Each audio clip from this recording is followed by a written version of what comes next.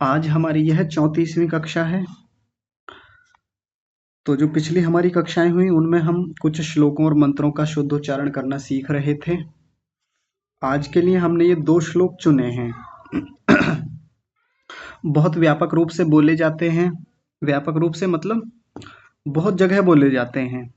बहुत सारे लोग इनका उच्चारण करते रहते हैं, अलग-अलग प्रवचनों में, अलग-अलग कक्षाओं में और बहुत सारी पुस्तकों में, पाठ्यक्रम की पुस्तकों में भी ये श्लोक मिल जाते हैं। तो आज हम इनका शुद्ध उच्चारण करना सीखेंगे क्योंकि इनको लेकर बहुत गलतियां होती रहती हैं। तो आपको मैंने ग्रुप में भेज दिया था, तैयार करके आप लोग लाए होंगे। तो आप अपना हाथ खड़ा कीजिए और सुनाइए। सबसे पहले विनायक जी सुनाएंगे। नमो नमः गुरुजी। नमो नमः जी। काकचेष्टा बको ध्यानम श्वान निद्रा तथैव च अल्पाहारी गृहत्यागी विद्यार्थी पंचलक्षणम। गृहत्यागी गृहत्यागी, ग्रह नहीं गृह। गृहत्यागी। हाँ जी ठीक है, आगे। क्षमा करें। अभिवादनशीलस्य नित्यं वृद्धोपसेविनः चत्वारि तस्य वर्धन्ते आयुर्विद्या यशो बलम। जी बहुत ही सुंदर उच्चारण आपका, एकदम ठीक है। अक्षत सुनाएंगे। जी गुरुजी। काकचेष्टा बको ध्यानम् श्वान निद्रा तथैव च अल्पाहारी गृहत्यागी विद्यार्थी पंचलक्षणम्। अभिवादनशीलस्य नित्यं वृद्धोपसेविनः चत्वारि तस्य वर्धन्ते आयुर्विद्या यशो बलम। जी बहुत सुंदर आपका भी उच्चारण, एकदम ठीक है। अंशुमन सुनाएंगे। जी आज अंशुमन रहते उपस्थित नहीं थे तो मैं अश्विनी सुनाऊंगा। हाँ जी सुनाइए। काकचेष्टा बको ध्यानम् श्वान निद्रा तथैव च अल्पाहारी गृहत्यागी विद्यार्थी पंचलक्षणम्। अभिवादनशीलस्य नित्यं वृद्धोपसेविनः चत्वारि तस्य वर्धन्ते आयुर्विद्या यशो बलम। जी बहुत सुंदर है, एकदम बढ़िया। देव जी सुनाएंगे। वो भी आचार्य जी उपस्थित नहीं है। अच्छा जी ठीक है। अभया सुनाएंगे। जी आचार्य जी। काकचेष्टा बको ध्यानम् श्वान निद्रा तथैव च अल्पाहारी गृहत्यागी विद्यार्थिनः पंचलक्षणम्। विद्यार्थी, बस इतना है और कुछ नहीं है इसमें। विद्यार्थी। हाँ जी आगे। अभिवादनशीलस्य नित्यं वृद्धोपसेविनः चत्वारि तस्य वर्धन्ते आयुर्विद्या यशो बलम्। एक बार इस शब्द को बोलिए। चत्वारि। चत्वारी, ऐसा लग रहा है जैसे 2 त बोल रहे हो। चत्वारी, चत्वारी नहीं चतवारी, एक ही तो त है, तकार एक है तो चतवारी। चत्वारि। हाँ जी अभी ठीक है। श्रुति सुनाएंगी। जी आचार्य जी। काकचेष्टा बको ध्यानम् श्वान निद्रा तथैव च अल्पाहारी गृहत्यागी विद्यार्थी पंचलक्षणम्।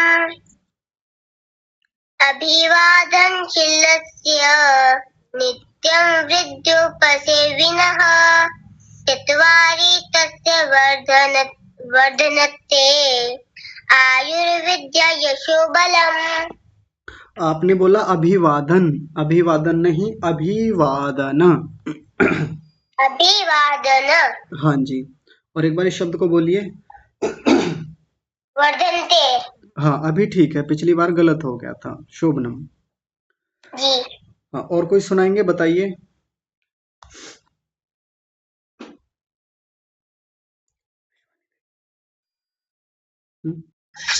मैं सुना दूं आचार्य जी? हाँ जी सुनाइए।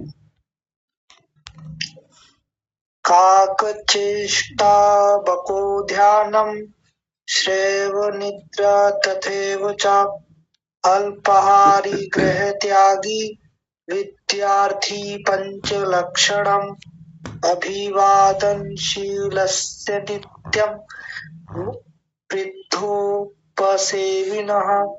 चत्वारि तस्य वर्धन्ते आयुर्विद्या यशो बलम्। इसको अभिवादन ऐसा बोलेंगे, अभिवादन नहीं। ठीक कीजिए। अभिवादन। हाँ जी, और एक बार इस शब्द को बोलिए। श्वान। श्वान अभी ठीक है, पिछली बार गलत बोला था। ठीक है, और कोई सुनाएंगे, बताइए। ये वाली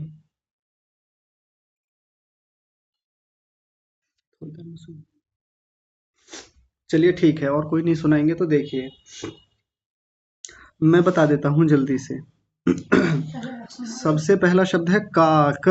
काक नहीं बोलेंगे, नहीं तो ज्यादातर बोलने वाले ना बड़े बड़े लोग भी बोलते हैं काक चेष्टा। काक नहीं, काक। काक चेष्टा बको ध्यानम, आसान है। और आगे है श्वान। श्वान नहीं बोलेंगे, श्वान। निद्रा, कई लोग बोलते हैं निंद्रा। निंद्रा नहीं होता, निद्रा होता है। निद्रा के बाद है तथैव च, और फिर है अल्पाहारी गृह त्यागी। ग्रह नहीं होता, ग्रह त्यागी जैसा कई बार बोल देते हैं। गृह, गृह त्यागी विद्यार्थी। विद्यार्थी नहीं होता, विद्यार्थी। पंच लक्षणम, लक्षणम, लक्षणम नहीं लक्षणम ऐसा बोलेंगे। अब आगे देख, हाँ इसी को एक बार प्रवाह से देख लीजिए। काकचेष्टा बको ध्यानम श्वान निद्रा तथैव च अल्पाहारी गृह त्यागी विद्यार्थी पंचलक्षणम। हो गया, बहुत आसान है। इसके बाद दूसरा वाला देखिए, अभिवादन।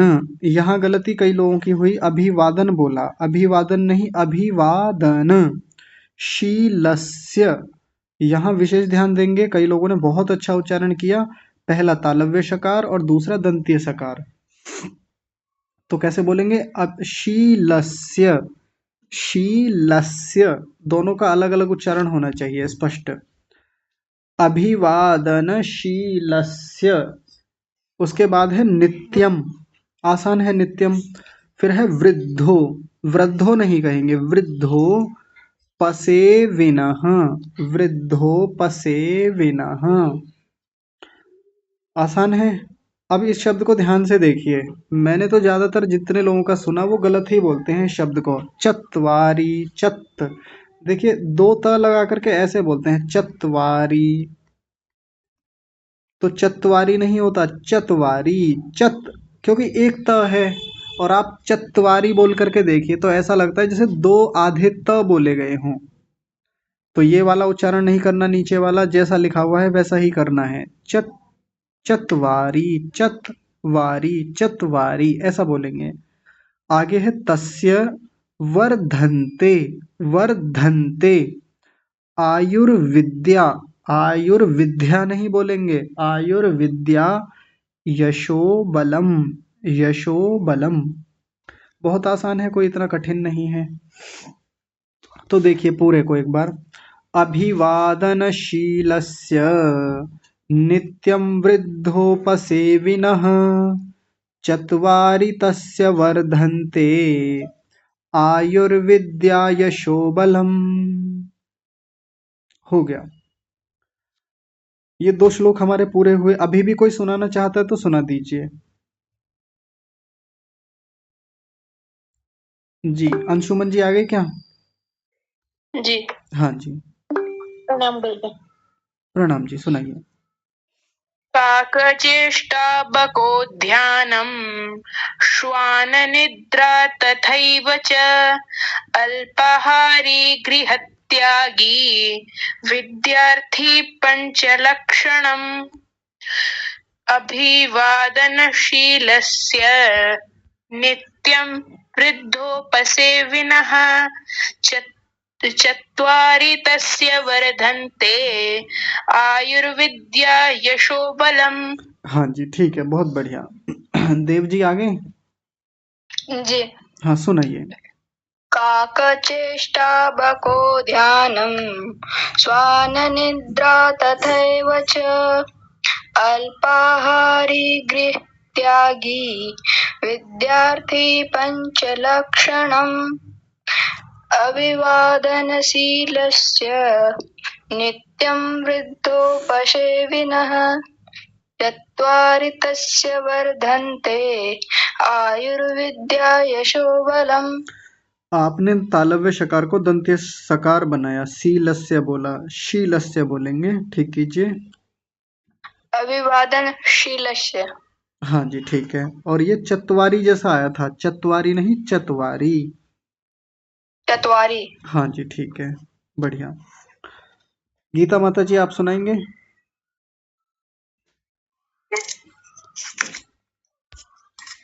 जी नमस्ते आचार्य जी। नमस्ते जी। चेष्टा बको ध्यानम स्वाननिद्रा तथैव च अल्पाहारी गृहत्यागी विद्यार्थी पञ्चलक्षणम् अभिवादनशीलस्य नित्यं वृद्धोपसेविनः चत्वारि तस्य वर्धन्ते आयुर्विद्या यशोबलम्। हाँ जी, बहुत बढ़िया, एकदम ठीक है। धन्यवाद। आगे ईशा आप सुनाएंगे? ईशा जी नहीं, क्षमा कीजिए, अर्शी हैं शायद। जी नमस्ते आचार्य जी। नमस्ते जी। काकचेष्टा बको ध्यानम् श्वाननिद्रा तथैव च अल्पाहारी गृहत्यागी विद्यार्थी पञ्चलक्षणम् अभिवादनशीलस्य नित्यं वृद्धोपसेविनः चत्वारि तस्य वर्धन्ते आयुर्विद्या यशोबलम्। ठीक है, एक बार इस शब्द को बोलिए। चत्वारि। हाँ, ठीक है। और एक बार इस शब्द को भी बोलिए। चेष्टा। हाँ, ठीक है, बहुत सुंदर उच्चारण। पुष्पा माता जी आप सुनाइए। जी नमस्ते जी। नमस्ते जी। काकचेष्टा बको ध्यानम् श्वाननिद्रा तथैव च अल्पाहारी गृहत्यागी विद्यार्थी पञ्चलक्षणम् अभिवादनशीलस्य नित्यं वृद्धोपसेविनः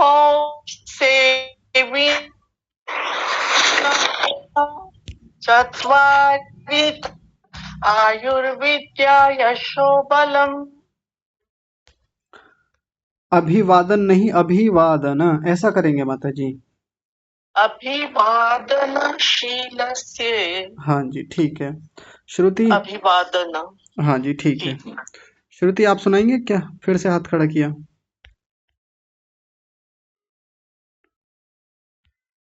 श्रुति अभी तो माइक खुला हुआ था जब माता जी सुना रही थी, अब मैं कह रहा हूँ तो आप माइक नहीं खोल रहे। अरे वो ऐसे ही शायद गलती से हाथ लग गया। अच्छा जी, ठीक है।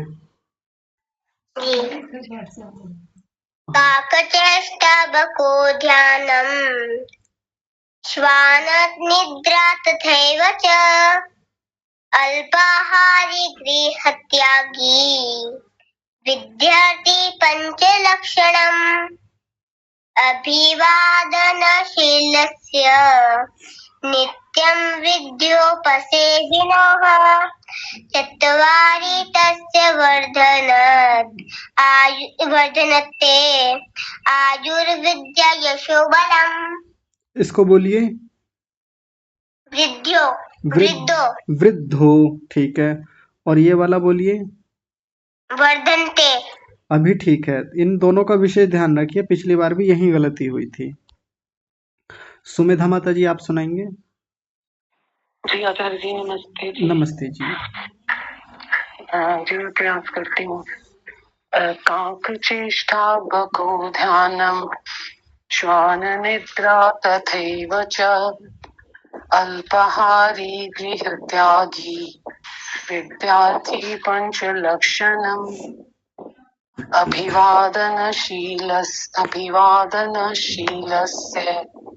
नित्यं वृद्धोपसेविनः चत्वारि तस्य वर्धन्ते आयुर्विद्या यशोबलम्। जी, एक बार इस शब्द को बोलिए, पहले को। काका। काक। पिछली बार ऐसा लगा जैसे कांक चेष्टा ऐसा कुछ बोला हो। नहीं ना नहीं बोला था मैंने, काका ही बोला था। शायद बाद वाला का थोड़ा ठीक से छोटा रह गया था। ठीक है। काका चेष्टा ना नहीं लगाया था। हाँ जी, एक बार इसको बोल दीजिए पूरे को। वृद्धो उपसेविनः। उपसेविनः नहीं बोलेंगे, वृद्धोपसेविनः। वृद्धोपसेविनः। हाँ जी, ठीक है। धन्यवाद जी। चलिए, बहुत अच्छा सबका उच्चारण रहा है इनको लेकर के। आगे और भी बहुत सारे श्लोक हैं, मंत्र हैं बहुत अच्छे अच्छे, उनको हम अगली कक्षाओं में लेकर के आएंगे। आइए थोड़ी सी बातचीत कर लेते हैं आप लोगों से। श्लोकों का अर्थ भी हो जाएगा और साथ में कुछ बातचीत भी हो जाएगी आप सबसे। आप इस श्लोक को देखिए, इसका मतलब कौन बताएंगे? आप में से कोई जानते हैं इसका मतलब क्या है? कभी पढ़ा हो, इसका अर्थ जाना हो, किसी ने बताया हो, कोई बताइए। हाँ अर्शी, आप बताइए। आचार्य जी, इसमें हमें ये बताया गया है कि हमें अपने बड़ों का हमेशा आदर करना चाहिए और उनकी सेवा करनी चाहिए और उनको हमेशा नमस्ते करना चाहिए। ये हमें रोज काम करने चाहिए और ये करने से हमारी 4 चीजें बढ़ती हैं। हमारी एक तो आयु बढ़ती है, हमारी विद्या बढ़ती है, हमारा यश और बल। अच्छा जी, ठीक है, बहुत अच्छा आपने अर्थ बताया। अब भैया क्या कह रही हैं, बताइए। आचार्य जी बोले कि अभिवादन रोज माता पिता बड़ों को करना चाहिए और अगर हम करेंगे तो उससे 4 चीजें बढ़ती हैं। आयुर्विद्या यश बल। जी, आयु विद्या यश और बल, ये 4 चीजें बढ़ती हैं। जी ठीक है। हाँ श्रुति, आप क्या कह रहे हैं, बताइए। जी, जो सदा नम्र और सुशील स्वभाव वाला होता है और विद्वानों एवं वृद्धों की सेवा करता है, उसकी आयु विद्या कीर्ति और बल ये 4 सदा बढ़ते हैं और जो ऐसा नहीं करते उनकी आयु आदि 4 नहीं बढ़ते हैं। अच्छा, नहीं बढ़ते उनके। जी चलिए ठीक है, तो फिर अब आप में से कोई भी एक बात बताइए। मैं सबको एक प्रश्न रखता हूँ सबके सामने, ध्यान से समझिएगा इस प्रश्न को। इसमें लिखा हुआ है कि अभिवादनशीलस्य। शीलस्य का मतलब होता है जिनका शील अच्छा होता है। शील मतलब स्वभाव, जिनका नेचर बहुत अच्छा है, जो बहुत अच्छे लोग हैं, उनका अभिवादन करना, उनको नमस्ते करना, उनके पैर छूना, तो उनका अभिवादन करना। नित्यम माने नित्य, ये काम रोजाना करना चाहिए हमको, ऐसा बता रहे हैं। क्या करना? सबसे पहले तो नमस्ते करना, और दूसरा आगे कह रहे हैं जो वृद्ध हैं, वृद्धो उपसेविनः, उनकी सेवा करना, उनका सत्कार करना, उनको किसी चीज़ की ज़रूरत है तो वो पूर्ति करना उनकी। जैसे हमारे घर में हमारे दादाजी हैं, वो पानी मांगे तो उनको पानी ले जा करके देना, वो भोजन मांगे तो भोजन ले जा करके देना, उनको कोई और समस्या होती है, पैरों में दर्द होता है तो उनके पैर दबा देना। ये वृद्धों की सेवा हो गई। हमारे पिता भी हो सकते हैं, हमारी माता जी भी हो सकती हैं, हमारे दादा दादी नाना नानी कोई भी हो सकते हैं, उनकी सेवा करना। रास्ते में कोई बूढ़े अंकल मिल जाएं, बूढ़ी माता जी मिल जाएं जो सड़क पार करना चाहते हो, उनको सड़क पार करवा दी। परेशान है किसी को, उसको भोजन करा दिया, किसी को पानी पिला दिया, ऐसे सेवा करना। तो ऐसा करने से तस्य माने उसकी, उसकी किसकी, जो व्यक्ति ऐसा करता है। चत्वारी वर्धन्ते, चार चीजें बढ़ती हैं। चत्वारी का मतलब चार चीजें, वर्धन्ते का मतलब बढ़ती हैं उसकी। क्या बढ़ती हैं? एक तो आयु बढ़ जाती है, दूसरा विद्या बढ़ती है, तीसरा बताया यश बढ़ता है, और चौथा बताया बल बढ़ता है। आयु का मतलब कि मान लीजिए वो व्यक्ति 60 साल जिएगा, अपना जीवन 60 साल चलाएगा, तो उसकी आयु बढ़ जाएगी, 70-80 साल तक जीवित रहेगा इस दुनिया में। विद्या का मतलब कि उसका ज्ञान बढ़ेगा, अभी तक जो उसके भीतर ज्ञान है, योग्यता है, वो और बढ़ेगी, और ऊंचे स्तर पे जाएगी, नॉलेज बढ़ती है उसकी, ये विद्या बढ़ गई। यश बढ़ता है, यश का मतलब होता है उसकी कीर्ति, उसका नाम, उसकी प्रसिद्धि, उसका फेम, जो फेमस होता है व्यक्ति, वो यश बढ़ता है उसका। और बल बढ़ता है, बल का मतलब शरीर मजबूत बनेगा, उसका मन बड़ा मजबूत हो जाएगा, मानसिक बल जिसको कहते हैं, वो मानसिक बल बढ़ जाता है। तो ऐसे बल बढ़ता है। लेकिन मुझे आप लोग ये बताइए, ये ऐसे कैसे बढ़ जाता है? अगर हम सुबह को अपने घर वालों को नमस्ते करें, बड़े बूढ़ों की सेवा करें, ऐसे आयु कैसे बढ़ जाएगी उससे? आयु तो बढ़ेगी जब हम अच्छा खाएंगे पिएंगे, अच्छे से व्यायाम करेंगे, बढ़िया बढ़िया चीजें खाएंगे, समय पर सोएंगे, समय पर उठेंगे। इससे आयु कैसे बढ़ जाएगी? विद्या कैसे बढ़ जाएगी? विद्या तो पढ़ने से बढ़ेगी, जब हम पढ़ेंगे, पढ़ाई अच्छे से करेंगे। दूसरों को मैंने नमस्ते की, अभिवादन किया, वृद्धों को पानी पिला दिया, उनको मैंने हाथ पैर दबा दिए, उनके अच्छे से सेवा कर दी, इससे विद्या कैसे बढ़ जाएगी? यश, यश कैसे बढ़ जाएगा इसको करने से? यश का मतलब नाम हो जाएगा दूर दूर तक, बहुत दूर दूर तक लोग हमको जानने लगेंगे। और आगे बताया बल बढ़ता है इस चीज से। बल ऐसे थोड़ी बढ़ता है, बल तो एक्सरसाइज करने से बढ़ता है, जिम में जाने से बढ़ता है, अच्छे से भोजन करेंगे, ब्रह्मचर्य का पालन करेंगे, तब बल बढ़ेगा। तो ये बात कुछ समझ में नहीं आती। आप में से कौन समझाएंगे? अर्शी, आप समझाएंगे? आचार्य जी, हमारी आयु उनके आशीर्वाद से बढ़ेगी और हमारे अच्छे कर्म बनेंगे। तो वही तो मैं पूछ रहा हूँ, आशीर्वाद से ऐसे कैसे बढ़ जाएगी? बड़े लोग तो खूब कहते रहते हैं जी, आप खूब जीते रहो, बने रहो, खूब आगे बढ़ो, खूब बड़े आदमी बनो। क्या उनके कहने से ऐसे हो जाएगा? आचार्य जी, हमारा आचरण भी ऐसे अच्छा होता चला जाएगा। अच्छा, घर में तो सबके ही होते हैं बड़े बूढ़े, सब लोग आशीर्वाद देते ही रहते हैं, तो क्या सबकी आयु विद्या यश और बल बढ़ जाते हैं? किसी के भी नहीं बढ़ते, किसी किसी के ही बढ़ पाते हैं। आचार्य जी, हमें उसके लिए पुरुषार्थ भी करना पड़ेगा। पुरुषार्थ क्या होता है? मेहनत। अच्छा, मेहनत करनी होती है। चलिए ठीक है, अभी और बात करते हैं। ईशा जी, आप बताएंगे? आचार्य जी, मैं ये बताना चाहती हूँ कि जो उनके आशीर्वाद होते हैं उसके कारण हमारे साथ ये सारी चीजें होती है, और साथ में हमारा थोड़ा सा खुद का भी प्रयास होता है कि हम उस चीज को कैसे लेते हैं। तो फिर जब भी कोई व्यक्ति हमें आशीर्वाद देता है तो उनके कुछ पुण्य लगते हैं उस चीज को, आशीर्वाद को हमें देने में, तो हाँ, वो पुण्य उनके हमें लग जाते हैं। अच्छा, उनके पुण्य हमें लग जाते हैं? सामने वाले ने अच्छे काम किए तो उसका फल मुझे मिलेगा? ऐसा तो नहीं होता। नहीं आचार्य जी, ऐसा नहीं कि उन्होंने अगर हमें आशीर्वाद तो दिया है तो उनके उसमें पुण्य यूज होते हैं कि वो हमें आशीर्वाद दे रहे हैं। अच्छा जी, ठीक है। एक बात बताइए बिटिया, कल आप ही ने वो कविता रखी थी जो बहुत ओजस्वी स्वर में थी?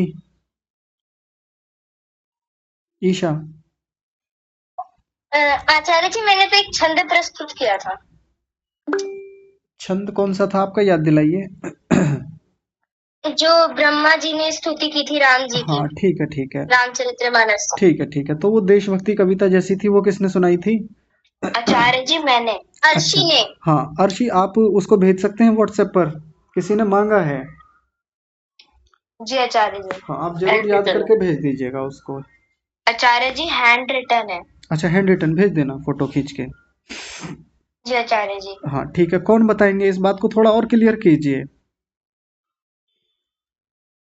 जी अंशुमन जी, आप बता रहे हैं? जी, हाँ जी।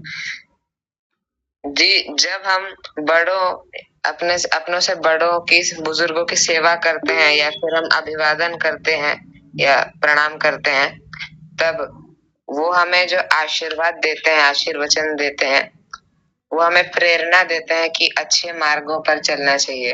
जी और उन्हीं प्रेरणा की सहायता से हम उसी पथ पर चलते हैं और उसी पथ पर पुरुषार्थ करके आखिर अंतिम में फल स्वरूप हमें ये चारों विद्या, यश, बल चारों प्राप्त होते हैं। अच्छा जी, ठीक है। चलिए और देख लेते हैं। अर्शी, आप बताइए, कुछ कह रहे हैं, फिर से बताइए। आचार्य जी नमस्ते। आचार्य जी, मैं अर्शी की माता जी बोल रही हूँ। मैं बोलना चाह रही थी। हाँ जी बोलिए।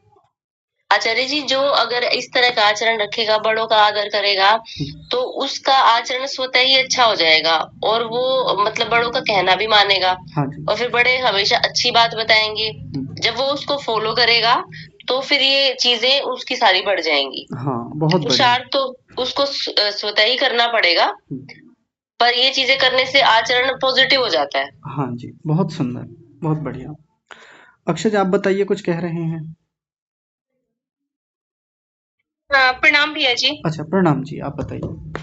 हाँ जी भैया जी, जैसे मतलब कि एक बच्चा है, मतलब परिवार में 2 बच्चे हैं। एक मैं छोटा सा एग्जांपल देती हूँ। जी एक बच्चे को हम बड़ा पॉजिटिव शब्द कह रहे हैं कि आप बहुत अच्छे हो, आप कर सकते हो, एक कर सकते हो और ये आपके लिए तो बहुत इजी है, आप तो आराम से कर लोगे। उसी तरफ हम दूसरे बच्चे की परवरिश इस तरह से हो रही है कि नहीं आप तो ऐसे हो, या फिर बहुत सा देखो आपने परिवार में भी देखा होगा। वेट, क्षमा करें गुरुजी, 1 मिनट रुकना। हाँ जी।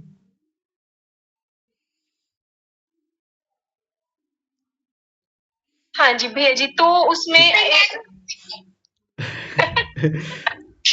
तो उसमें ये होता है भैया जी, जिसे दूसरा बच्चा है उसको नेगेटिव कि ये तो ऐसा है या मोटा है या काला है, उसको हम लोग अपशब्द कह रहे हैं। जी तो कहीं ना कहीं जो मानसिक विकास होता है ना बच्चे का, जिसको हम पॉजिटिव फीड कर रहे हैं, वो अपने आप में तो मेहनत करेगा, पर जो ये शब्दों का जो खेल होता है ना भैया जी जीवन में, ये बहुत महत्वपूर्ण होता है, जैसा कि मैंने अपने जीवन में अनुभव किया है। जी और मैं एक्सपेरिमेंट भी कर रही हूँ अपने दोनों बच्चों के साथ इस चीज में।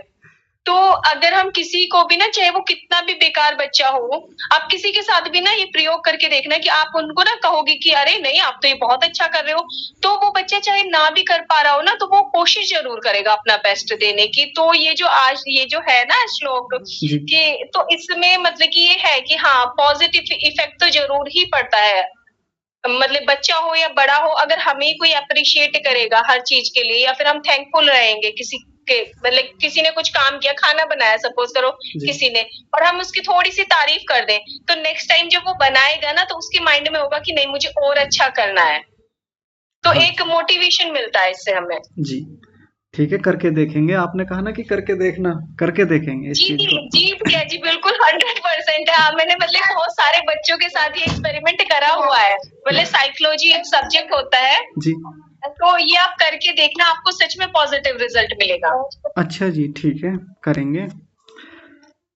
और कोई कुछ कहना चाहते हैं इस पे, बताइए। नहीं तो प्रणाम जी।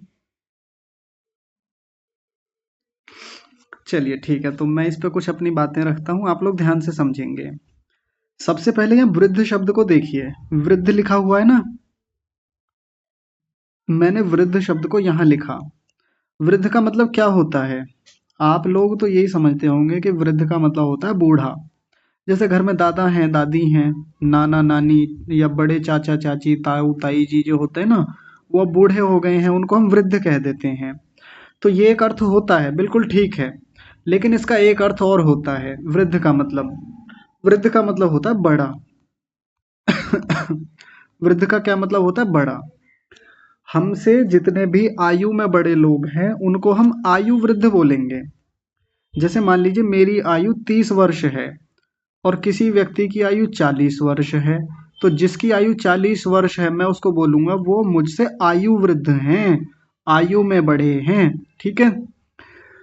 और देखिए, मान लीजिए मैं बीए तक पढ़ा हूँ, मैंने केवल बीए की है, और वहीं एक दूसरे व्यक्ति हैं उन्होंने एमए तक की पढ़ाई की है, तो वो मुझसे क्या किस मामले में बड़े हैं? वो मुझसे विद्या के मामले में बड़े हैं, तो मैं उनको बोल सकता हूँ विद्यावृद्ध। जो बड़ा होता है हमसे किसी भी मामले में, उसको हम उस मामले में बड़ा मानते हैं। मान लीजिए मेरा वजन 50 किलो है और कोई व्यक्ति मुझसे ज़्यादा वजन का है, मान लीजिए उसका वजन है 70 किलोग्राम, तो वो वजन के मामले में मुझसे वृद्ध है, भार वृद्ध बोल देंगे उसको, है ना। बल वृद्ध, मान लीजिए मैं किसी काम को करता हूं तो जल्दी थक जाता हूं, मैं थोड़ा कमजोर हूं, दुर्बल हूं, और वहीं एक व्यक्ति बहुत बलिष्ठ है, बहुत मजबूत है, ताकतवर है, तो वो व्यक्ति क्या कहलाएगा? बल वृद्ध, है ना। बात समझ में आ रही होगी आपको। तो कोई व्यक्ति हमसे बल में बड़ा होता है, कोई ज्ञान में, कोई विद्या में, कोई आयु में, कोई योग्यता में, कोई पढ़ाई में, कोई पैसे में, कोई घर में, संपत्ति में, किसी की संपत्ति हमसे ज्यादा मिलेगी तो वो संपत्ति के मामले में बड़ा है, वृद्ध है। तो देखिए यहाँ जिनकी सेवा करने की बात की है ना, वो केवल बूढ़ों की सेवा की बात नहीं की गई है। ध्यान रखें सभी लोग, कक्षा में जो बड़े लोग हैं ना, वृद्ध लोग हैं, वो भी ध्यान दें। वृद्ध का मतलब केवल बूढ़ा नहीं होता, मुझसे बड़े जितने हैं मैं उनकी सेवा करूंगा। अक्षद से जितने बड़े हैं अक्षद उनकी सेवा करेंगे, अच्छे लोगों की। बड़े का मतलब बड़े तो खराब लोग भी होते हैं, या अच्छे जो बड़े लोग हैं उनकी बात की जा रही है। जैसे मान लीजिए अक्षद से कोई बहुत बड़े व्यक्ति हैं जिनकी विद्या बहुत अच्छी है, जो पढ़े लिखे बहुत हैं, तो उनको हम क्या बोलेंगे? विद्यावृद्ध हैं। अब अक्षद उनकी सेवा करेंगे। सेवा कैसे करेंगे? तो उनकी बात मानेंगे, उनको जो जरूरत होगी अक्षद ले जा करके देंगे। और देखिए उपसेविना का मतलब होता है उनके पास बैठना, उपासना करना, उनके पास जाकर के रहना, उनकी बातें सुनना, ये भी उपासना का मतलब होता है। उपसेविना शब्द लिखा हुआ है। सेवा का मतलब हम ये समझ लेते हैं कि सेवा का मतलब सामने वाले को पानी पिलाना, सामने वाले के पैर दबाना, कि हमारे अध्यापक सामने आए तो वो हमसे वृद्ध हैं, ज्ञान में वृद्ध हैं, योग्यता में वृद्ध हैं, बड़े हैं, तो हम उनकी सेवा करने को कहा था जी उस दिन क्लास में। हम ऑनलाइन कक्षा लेते हैं तो वहाँ कह रहे थे कि अपने से बड़ों की ना सेवा करनी चाहिए, तो हम अपने टीचर के जाके पैर दबाने लगे, हम जाकर के उनके हाथ दबाने लगे, उनको पानी ले जाके पकड़ा दिया ऐसे ही, जबकि उनको प्यास भी नहीं थी। हमने उनको ले जाकर के भोजन दे दिया जबकि भूख भी नहीं थी। यहाँ उपसेविना यानी सेवा का मतलब ये भी होता है कि उनके पास बैठना, उनकी बातें सुनना, उनके उपदेश सुनना, उनसे ज्ञान लेना, वो जो बता रहे हैं उन चीजों को फॉलो करना। जैसे मान लीजिए मैं कमजोर हूँ, मैं थोड़ा सा बीमार रहता हूँ, दुर्बल रहता हूँ, तो मैं किसके पास जाऊंगा? जो बहुत मजबूत व्यक्ति होगा, जो वैद्य होगा, जो डॉक्टर होगा, जो जिम ट्रेनर होगा, मैं उसके पास जाऊंगा, उसकी जाके सेवा करूंगा। और सेवा करने का मतलब वो नहीं होता, मैं फिर कह रहा हूँ कि उसको जाके मैं पानी पिलाऊंगा, मैं उसके पैर दबाऊंगा, हाथ दबाऊंगा, उसको ले जाकर के दवाइयाँ दूंगा। दवाइयों की तो मुझे जरूरत है इस समय, तो मैं उन वैद्य जी के पास जाऊंगा, पहलवान के पास जाऊंगा, जिम ट्रेनर के पास जाऊंगा, उनकी सेवा करूंगा, मतलब उनकी बातें सुनूंगा ध्यान से, उनके पास बैठूंगा। ये उपासना, उपसेविनः, इसका ये मतलब होता है। वो जैसा जैसा कहेंगे मैं वैसा फॉलो करूंगा, वो जैसी दिनचर्या बताएंगे, खाने के लिए बताएंगे, वो कहेंगे कि ये मत खाना, वो मैं नहीं खाऊंगा। वो कहेंगे ये खाना, इन चीजों को आप ज्यादा से ज्यादा खाना, दूध अच्छे से पीना, फलों का सेवन ज्यादा से ज्यादा करना, बाहर का खाना मत खाना, तो मैं वैसी बातें मानूंगा। ये होता है वृद्धोपसेविनः, हाँ, वृद्धों का सेवन करना, उनकी सेवा करना। वृद्धों का मतलब केवल बूढ़ों की सेवा करना नहीं होता, नहीं तो कितने भी दिन पैर दबाते रहे बूढ़ों की, इससे कुछ नहीं होने वाला, ना आयु बढ़ेगी, ना विद्या बढ़ेगी, ना यश बढ़ेगा, ना बल बढ़ेगा। आप लिख के ले लीजिए। यदि हम सेवा का मतलब केवल पैर दबाना, पानी पकड़ाना, किसी के हाथ दबा देना, किसी को सड़क पार करा देना, केवल यही समझते हैं, इससे ना आयु बढ़ेगी, ना विद्या बढ़ेगी, ना यश बढ़ेगा, ना बल बढ़ेगा। तो वृद्धोपसेविनः का मतलब क्या हो गया? उस व्यक्ति के पास बैठना, उसकी बातें सुनना, उसकी बातें मानना, उसके अनुसार चलना, ये होता है वृद्धों की सेवा करना, सत्कार करना। और ले लीजिए और कोई चीज जैसे मान लीजिए मुझे कोई जानता नहीं, मैं चाहता हूं कि मेरी प्रसिद्धि हो, खूब लोग मुझे जाने, मेरा यश बढ़े, मेरी कीर्ति बढ़े, तो मैं ऐसे लोगों के पास जाऊंगा जो सोशल मीडिया पे काम करते हैं, जो लोग बहुत अच्छे से पहले से फेमस हैं, या जिनको पता है कि चीजें कैसे फेमस कराई जाती हैं, तो मैं उन लोगों के पास जाऊंगा। वो वृद्ध हैं इस मामले में मुझसे, भले ही वो कहने को 24 साल का कोई लड़का हो सकता है, भले ही वो 30 साल का कोई लड़का हो सकता है, लेकिन वो वृद्ध है, वृद्ध का मतलब जैसे हम सुनते हैं ना वृद्ध, तो हमारे मन में ये आता है कि कोई सफेद बालों वाले बूढ़े से बाबा जी होंगे, दादी माँ होंगी। अगर कोई व्यक्ति हमसे योग्यता के मामले में बड़ा है, उसको वृद्ध कह सकते हैं। तो मैं ऐसे किसी आईटी के व्यक्ति के पास जाऊंगा जो टेक्नोलॉजी को जानता है, जो जानता है कि समाज में चीज़ें कैसे काम करती हैं। मैं किसी विद्वान के पास जाऊंगा, मैं किसी योग्य अच्छे सज्जन व्यक्ति के पास जाऊंगा, साधु महात्मा के पास जाऊंगा। मैं उनसे कहूंगा कि लोग मुझे जाने, मेरा सम्मान करें, मेरा यश बढ़े, मेरी कीर्ति बढ़े, मेरा नाम हो, लोग मुझे फॉलो करें। तो इसके लिए मुझे क्या करना चाहिए? फिर वो बताएंगे। तो वो जो बताएं उनको ध्यान से सुनना, उनको फॉलो करना, उनका पालन करना, इससे हमारा क्या बढ़ेगा? यश बढ़ेगा। तो सारी चीजें आ गई समझ में? ऐसे बढ़ता है। केवल किसी को नमस्ते करने से नहीं होता। जैसे यहाँ लिखा अभिवादनशीलस्य कि किसी को हम नमस्ते रोज कर रहे हैं। घर में उठे, रोजाना अपने मम्मी पापा को, बड़े बड़े लोगों के पैर छुए, हाथ जोड़ करके नमस्ते की। जैसे लड़के तो पैर छू करके नमस्ते करते हैं, प्रणाम करते हैं, लड़कियां हाथ जोड़ करके ऐसे नमस्ते कर लेती हैं। ठीक है, ऐसे ही करना चाहिए। तो अभिवादन कर रहे हैं किसका? शीलस्य, जिनका शील स्वभाव बहुत अच्छा है, उनका रोज कर रहे हैं नमस्ते। घर में स्कूल में जा रहे हैं, टीचर्स को नमस्ते कर रहे हैं। रास्ते में बड़े लोग मिले, रास्ते में जा रहे थे स्कूल में, तो रास्ते में जो भी बड़े बड़े लोग मिलते चले गए, अच्छे अच्छे लोग मिले, सबको नमस्ते करी। तो क्या ऐसा करने से आयु बढ़ जाएगी? उन्होंने कहा जीते रहो भैया, खूब आगे बढ़ो, खूब उन्नति करो, खूब पढ़ो लिखो, विद्या बढ़े तुम्हारी, खूब नाम हो तुम्हारा, खूब अपने माँ बाप का नाम रोशन करो। ऐसा ही तो बोलते हैं, यानी यश बढ़े तुम्हारा, तुम खूब बलवान बनो, खूब आगे जाओ। तो क्या ऐसे बोलने से हो जाता है? नहीं होगा।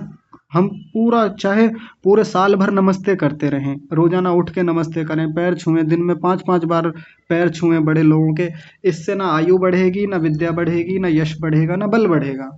कैसे बढ़ेगा? तो जब हम किसी व्यक्ति के सामने जाते हैं, नमस्ते करते हैं, तो हम झुकते हैं। और झुकने का मतलब क्या होता है पता है? ध्यान से समझेंगे।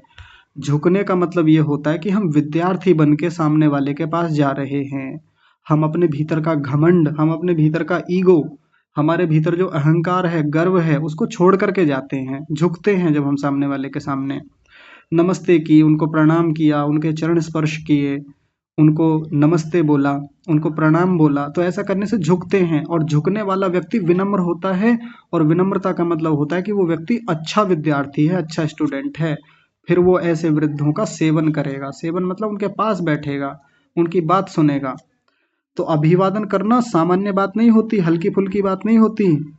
अगर मान लीजिए कोई व्यक्ति अभिवादन नहीं करता, अजी क्यों अभिवादन करें, हम क्यों नमस्ते करें इन्हें, हम नमस्ते करेंगे, ये भला हमसे ज्यादा क्या जानते हैं, हम तो नहीं करते इनको नमस्ते। या कई बार डर में नमस्ते करते हैं, जी सर जी ने देख लिया, मैम जी ने देख लिया तो मना डांटेंगे, कल को पिटाई हो जाएगी, तो नमस्ते करो। स्कूल में जाके नमस्ते कई बार हम डर से करते हैं।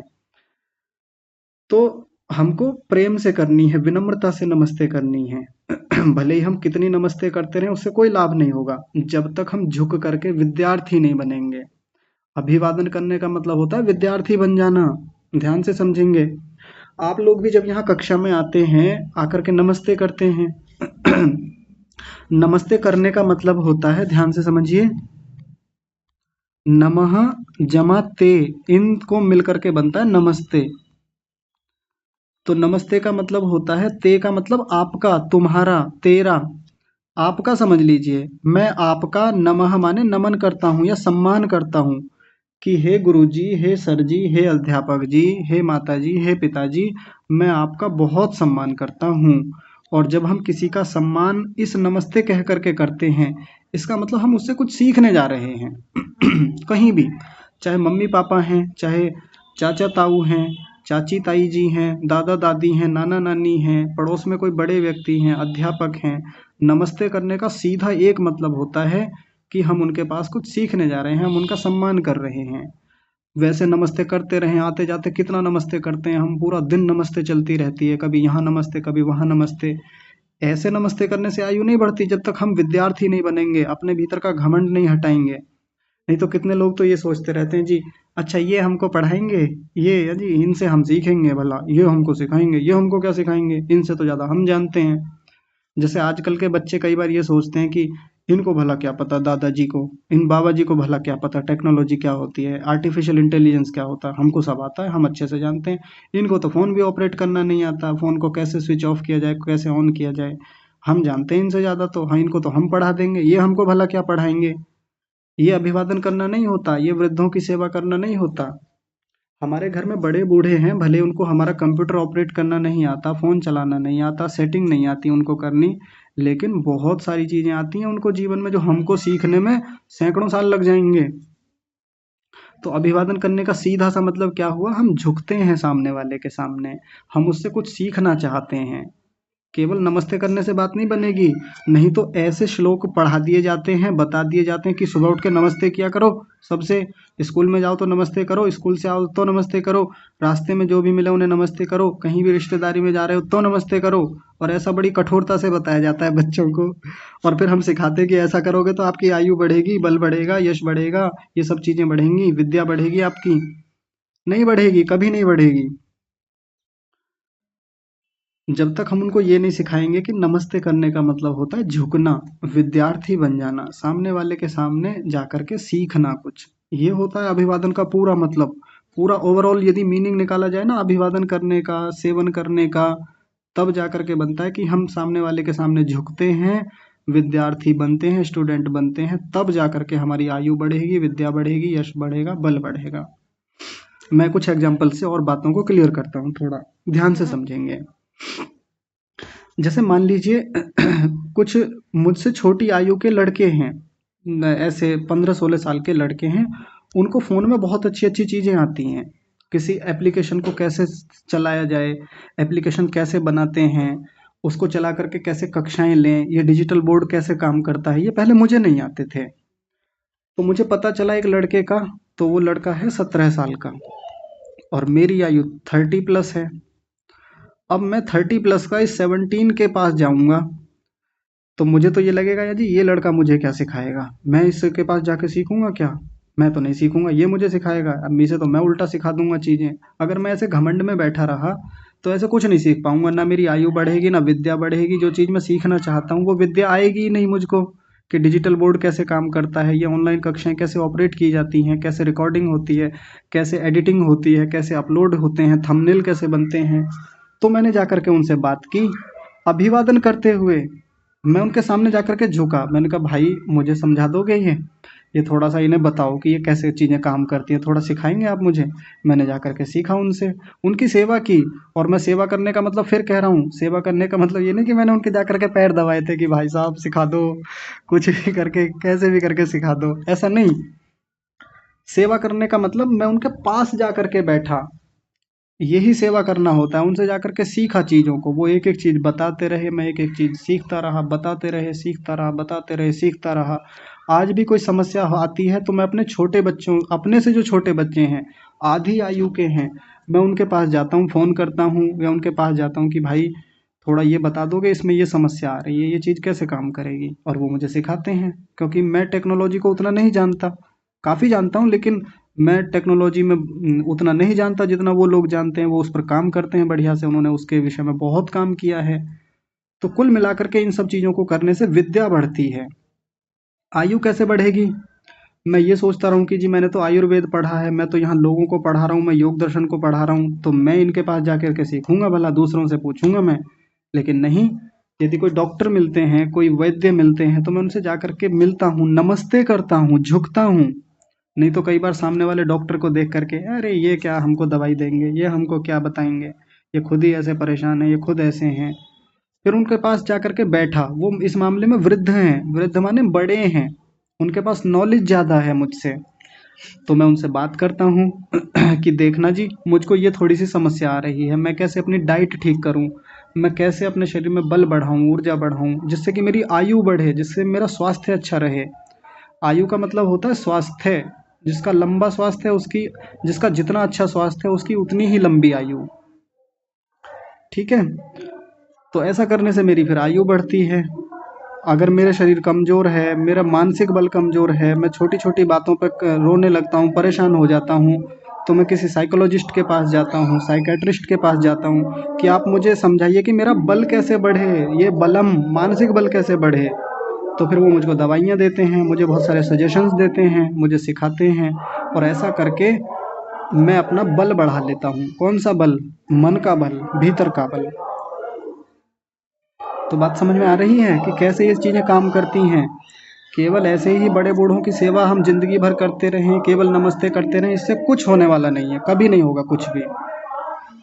और कई बार ऐसा कहते हैं, देखिए हमारे यहाँ ऐसी बातें चलती हैं कि जब हम बड़ों के पैर छूते हैं, जैसे मान लीजिए अक्षय अपने मम्मी पापा के पैर छूते हैं या अपने दादा दादी के पैर छूते हैं, तो ऐसा कुछ लोग बताते हैं कि जैसे ये झुके, इन्होंने पैर छुए, तो जैसे ही इन्होंने अपने दादाजी के चरणों को स्पर्श किया, तो चरणों में से कोई ऊर्जा निकलती है, कोई तरंगे निकलती हैं। और जैसे दादाजी ने इनके सिर पे हाथ रखा, तो उनके हाथ में से ना तरंगे निकलती हैं, रेडिएशन या कुछ जो भी आजकल कहते हैं वेव्स निकलती हैं। आजकल बहुत कुछ उस तरीके से कहा जाता है। सब झूठी बातें हैं, कुछ नहीं निकलता ऐसे। अजीब लग रहा होगा ये सुन करके। चरण छूने का मतलब बस इतना सा है कि हम झुकते हैं, हम अपने भीतर का जो अहंकार है, जो हम सीखना नहीं चाहते किसी से, वो दूर होता है हमारा। हम विद्यार्थी बन करके जाते हैं कि सामने वाला हमको सिखाएगा, हमारे भीतर कोई गलत आदत है तो वो छुड़वाएगा हमसे, और अच्छी आदत बनवानी है तो वो हमको वो अच्छी आदत बनवा देगा। यही होता है बस पैर छूने का मतलब, नमस्ते करने का मतलब। ये हाथों में से कोई किरणें निकलेंगी, जैसे कई बार फोटो में दिखाया जाता है, रामायण महाभारत के सीरियल हमने देखे ना, कि उसमें एक छोटा सा बच्चा या कोई विद्यार्थी या कोई व्यक्ति अपने गुरुजी के पास जाता है, जा करके पैर छूता है, तो वो उसके ऊपर अपना हाथ रखते हैं, ऐसे आशीर्वाद देने वाली मुद्रा में करते हैं ना, हाथ को फैला करके, तो उनके हाथ में से कुछ किरणें निकलती हैं, सफ़ेद रंग की, प्रकाश जैसा, लाइट जैसी निकलती है, और वो सामने वाला उस लाइट में जैसे नहा जाता है। तो फिर ऐसे करके दिखाते हैं, वो सब वीएफएक्स से हो जाता है, एनिमेशन से हो जाता है। वो जो लोग टेक्नोलॉजी के जानकार हैं, जो लोग कंप्यूटर को अच्छे से जानते हैं, वीडियो एडिटिंग जानते हैं, वो कोई भी कर सकता है। और आजकल तो एआई से ये काम हम भी कर सकते हैं धूमधाम से। हाथों में से कुछ नहीं निकलता ऐसे किसी के, कि कोई सोचे कि हाथों में से कोई वेव्स निकलेंगी, कोई रेडिएशन निकलेंगी तो बच्चे का कल्याण हो जाता है उससे, बच्चे की जो बुद्धि थी वो ठीक हो जाती है। और ऐसा कहते हैं कि देखो, गुरुजी के हाथ में बहुत शक्ति होती है, गुरुजी के हाथ में बहुत अच्छी तरंगे होती हैं, तो बच्चे की जो खोपड़ी है, जहाँ बुद्धि होती है, माइंड होता है, उसमें जा करके वो वेव्स टकराती हैं, और ऐसा टकरा करके उसकी बुद्धि ठीक हो जाती है, और वो फिर अच्छे रास्ते पर आ जाता है, ऐसा हो जाता है। झूठी बातें हैं, गोलूपन की बातें हैं, गोलू बनाया जाता है ऐसी बातों को करके, कुछ नहीं होता। अगर ऐसा होता तो हाथ रखवा दीजिए बस। इतने बिगड़े हुए लड़के इस दुनिया में हैं, लड़के लड़कियां दोनों, लड़के ही नहीं लड़कियां भी बिगड़ी हुई होती हैं, तो जो पढ़ने में ठीक नहीं है, जिनकी संगति खराब है, जो गलत काम करते हैं, फिर तो गुरुजी के पास ले जाएं, गुरुजी के पैर छुआ दें, गुरुजी बस हाथ रख दें एक बार उनके ऊपर, तो इससे दिमाग ठीक हो जाएगा उनका, इससे बुद्धि अच्छी हो जाएगी। क्या होता है ऐसा? आप विचार कीजिए।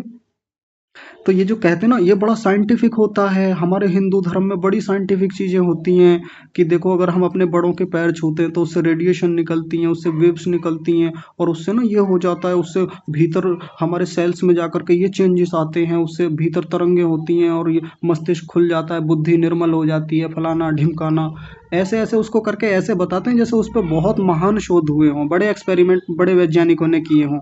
कुछ नहीं है इस पर, कोई एक्सपेरिमेंट कुछ नहीं है, सब फालतू की बातें हैं।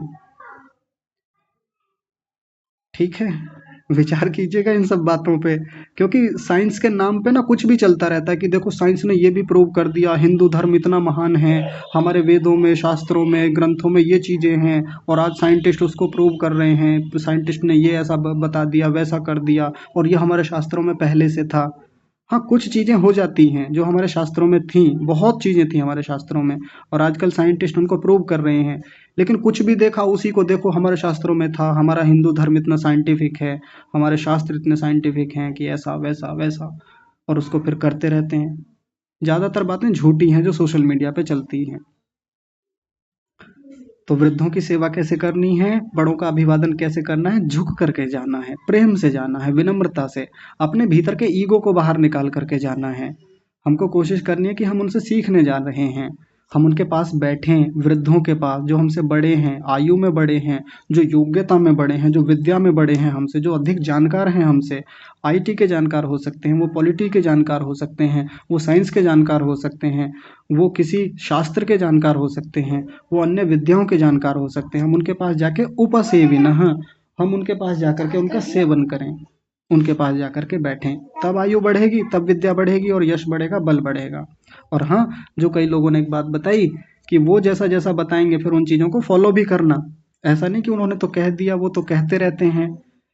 जैसे हमारे घर में बड़े बूढ़े पूरा दिन हमको कहते रहेंगे, उधर मत जाओ, उधर मत खेलो, पूरा दिन खेलते रहते हो, पढ़ाई क्यों नहीं करते, उधर मत जाना, झूठ मत बोला करो, सच बोला करो, गुस्सा नहीं करते ऐसे, ये मत करो, वो मत करो, बड़ों के पैर छुओ, बड़ों से सम्मान से बात करो, गाली नहीं देते। ये पूरा दिन कहते रहते हैं। तो क्या इससे हमारी आयु, विद्या, यश बढ़ जाते हैं? बड़ों के कहने से।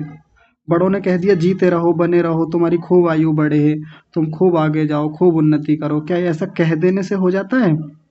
नहीं होता। वो सब चीज़ें हमको करनी भी होती हैं। बड़ों ने कहा कि खुश रहो, है ना। बहुत सारे बड़े लोग ऐसे कहते हैं, जैसे हमने उनको नमस्ते करी, हमने अपने दादाजी को नमस्ते करी, तो दादाजी सबसे पहले ज़्यादातर यही कहते हैं, बेटा खुश रहो, बेटी खुश रहो। तो उनके कहने का मतलब ये होता है कि खुश रहो। वास्तव में ये जो जीवन में जो तुम दुखी बने फिरे रहते हो ना, उन सब चीज़ों को हटाओ अपने जीवन से, जंजालों को, और खुश रहा करो, प्रसन्न रहा करो, तब जीवन आगे बढ़ेगा, तब तुम्हारी उन्नति होगी। और फिर वो कहते हैं जीते रहो। जीते रहो का मतलब जीवित रहो, मरो मत इतनी जल्दी आसानी से, ऐसे ही अपने जीवन को खत्म मत कर लो। यानी आयु बढ़े तुम्हारी, खूब आगे जाओ, खूब उन्नति करो, खूब लंबे जियो, 100 साल से भी ज़्यादा तक जियो, खूब पढ़ो, खूब आगे बढ़ो, खूब उन्नति करो। यानी वो यही कहना चाह रहे हैं जो ये श्लोक वाला कह रहा है, जिसने श्लोक लिखा है। तुम्हारी खूब आयु बढ़े, तुम खूब पढ़ो लिखो, यानी विद्या बढ़े, तुम्हारा खूब नाम हो, अपने माँ बाप का खूब नाम रोशन करो, तुम्हारा खूब बल बढ़े, खूब जीते रहो, बने रहो, ऐसा कहते हैं ना बड़े बूढ़े। तो वो चीज़ें हमको पालन भी करनी पड़ेंगी। ठीक है। तो इस श्लोक को लेकर के कुछ बातें मैंने आपके सामने रखी, आप विचार कीजिएगा और इन्हें अपने जीवन में पालन करने का भी प्रयास कीजिएगा। ऐसा नहीं कि मैं यहाँ केवल उपदेश देने आया हूँ, आपको एक स्पीच रखने आया हूँ कि स्पीच हो गई, काम खत्म, आज बहुत बढ़िया स्पीच मैंने दी। आप में से भी कई लोग कहेंगे आज तो बहुत बढ़िया स्पीच दी थी, बहुत बढ़िया बढ़िया चीज़ें बताई, और फिर भूल जाएं इन बातों को। भूलना नहीं है, इन चीज़ों को अपने जीवन में धारण करना है। धारण करना मतलब फॉलो करना है। ठीक है, तो समय हो गया है, आज की कक्षा को विराम देते हैं। आप सब लोगों ने बहुत अच्छा उच्चारण इनका रखा, बहुत सारी अच्छी अच्छी बातें बताई, उन सब के लिए आपका हृदय से बहुत धन्यवाद। कल की कक्षा में मिलते हैं। आज की कक्षा को यहीं विराम। आप सभी को सादर प्रणाम।